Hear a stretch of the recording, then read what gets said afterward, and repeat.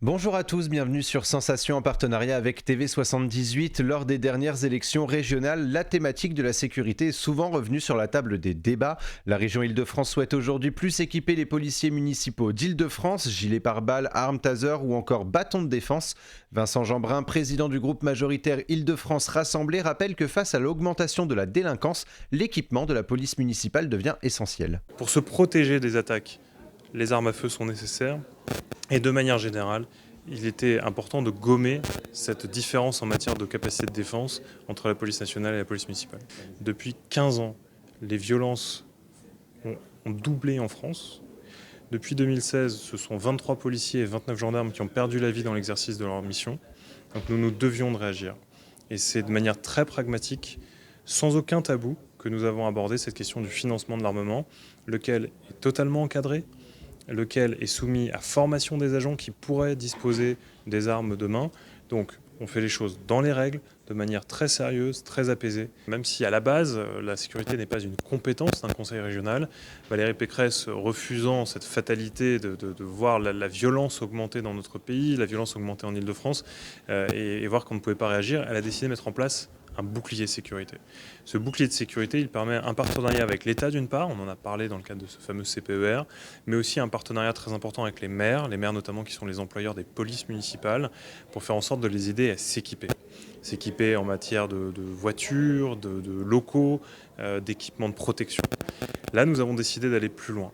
D'aller beaucoup plus loin puisque nous avons fait le constat, et c'est ce qui nous est remonté du terrain de la part des polices municipales, de la part des élus, notamment des maires. La violence a augmenté, les menaces qui pèsent sur les policiers sont de plus en plus graves. Il est donc nécessaire de permettre à nos forces de l'ordre, à nos policiers municipaux, de se défendre en toutes circonstances et donc de pouvoir également s'équiper d'armes, y compris d'armes à feu, donc des tasers, des armes à feu. Ce sont des choses qui coûtent très cher, aussi bien sur l'achat que sur la formation.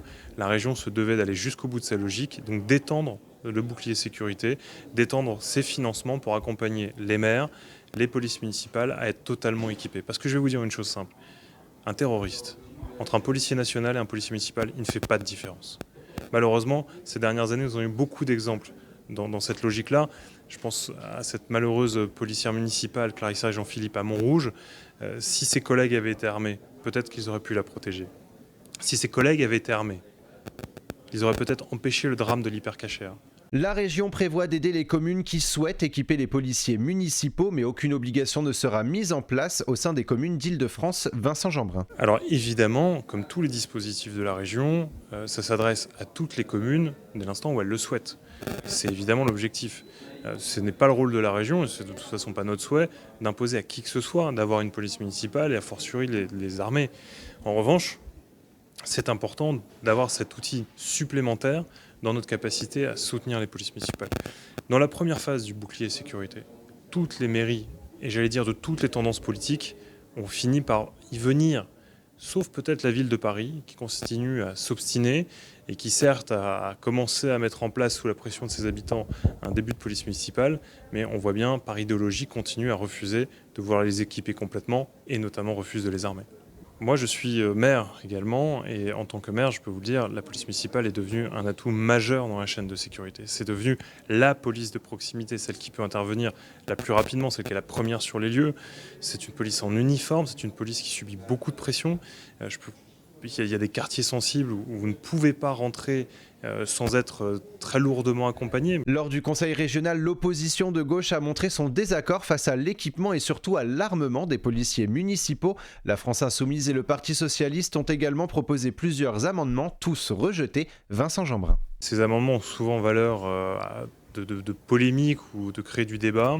La vérité, c'est qu'une partie d'entre eux était déjà satisfaits. C'est comme ça qu'on dit un peu de manière techno en politique. C'est-à-dire qu'en fait, vous pouvez déposer un amendement pour demander quelque chose, même si cette chose existe déjà. Et donc, c'est normal que l'exécutif rejette cet amendement parce qu'en réalité, il est déjà satisfait.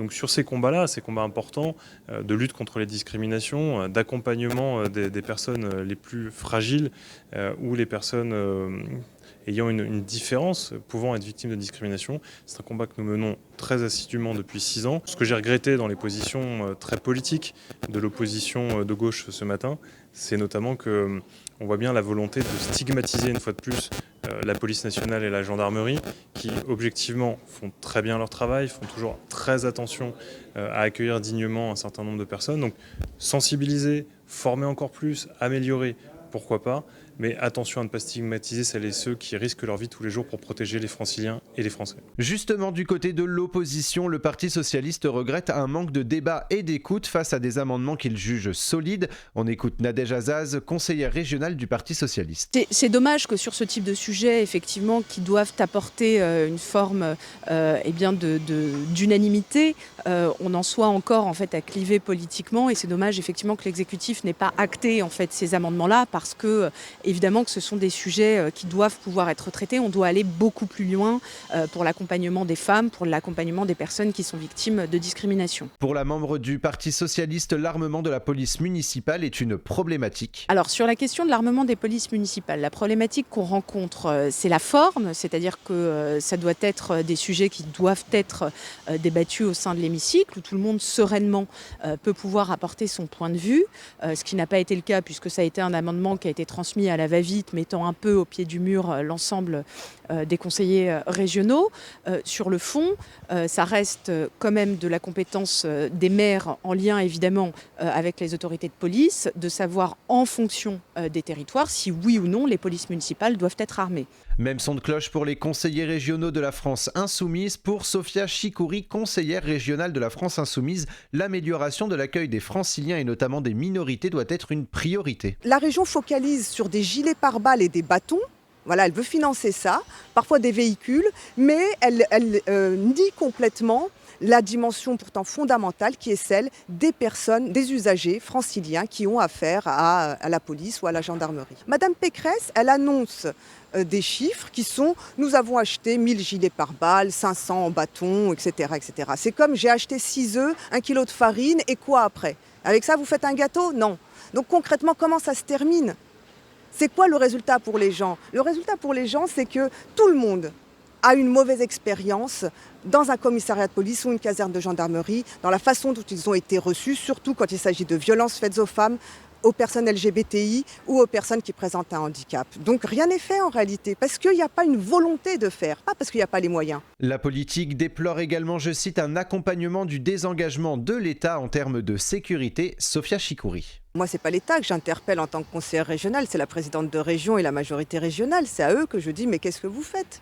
Vous vous accompagnez à un désengagement de l'État, vous en vantez, vous prétendez vous substituer à l'État, donc qui trouve son compte là-dedans, se désengage. Le désengagement de l'État, c'est quoi ?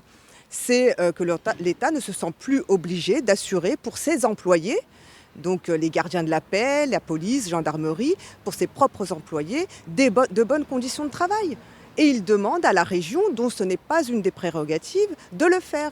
C'est pas normal. C'est pas normal parce que le budget de la région n'est pas destiné, dans les textes, quand on se présente devant les électeurs, ce n'est pas le but d'aller financer de l'équipement de la police ou de la gendarmerie. C'est à l'État de le faire, c'est l'État qui est employeur. L'Europe Écologie Les Verts sont également contre l'équipement de la police municipale. Le parti souhaite que la police municipale reste une police de proximité. Ghislaine Séné. La police municipale doit être présente sur le territoire, a des prérogatives en matière de stationnement, mais n'a pas prérogative à être sur les lieux les plus dangereux, sur les flagrants délits. En fait, ils n'ont pas compétence et il doit y avoir une articulation avec la police nationale. Mais en aucun cas, on doit leur donner, sans aucune formation par ailleurs, et on sait qu'il y a des inégalités territoriales là-dessus, on ne peut laisser faire que la région puisse financer, sur demande des maires, des polices municipales, sans aucune conditionnalité, sans s'assurer qu'il y a bien effectivement des préventions. Il faut vraiment qu'on fasse une distinction entre le rôle de chacun. Et si il n'y a pas d'articulation entre ces forces de police, en fait, on va être dans des situations qui vont être de plus en plus dangereuses. Nous pensons que la police municipale est une police de proximité qui doit être là justement dans le dialogue, dans la médiation, dans la prévention. Et lorsqu'on parle à une police armée, en fait, on n'a pas les mêmes réactions que lorsqu'on est face à des forces de police qui sont là, des médiateurs en fait. Et c'est ce que nous défendons. Nous demandons réellement à la présidente Valérie Pécresse de revoir sa position. C'est-à-dire qu'on ne peut pas, sans condition, sans étudier dans quel accompagnement sont les forces de police municipales, on ne peut pas financer des armes létales. C'est la fin de cette édition. Pour revoir ou réécouter cette émission, rendez-vous sur notre site et application Radio Sensation.